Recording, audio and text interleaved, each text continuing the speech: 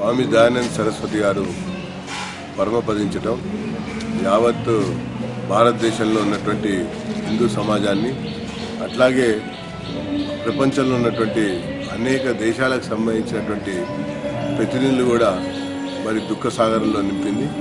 వారు ఒక సాధువుగా, ఒక సన్యాసిగా, ఈ భారతదేశంలో జన్మించినటువంటి ఒక వ్యక్తిగా ప్రపంచానికే మన ధర్మం యొక్క విశిష్టతని చాటినటువంటి మహోన్నత వ్యక్తి.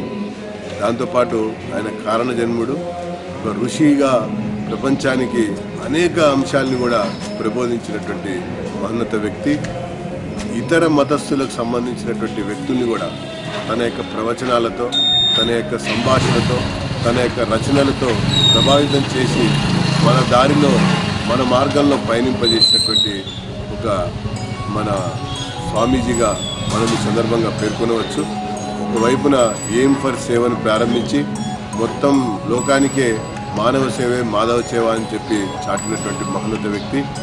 దాంతోపాటుగా ఈ దేశంలో ఉన్నటువంటి అనేక శాఖలకు సంబంధించినటువంటి స్వామీజీలందరినీ కూడా ఒక వేదిక మీకు తీసుకొచ్చినటువంటి మహాపురుషుడు.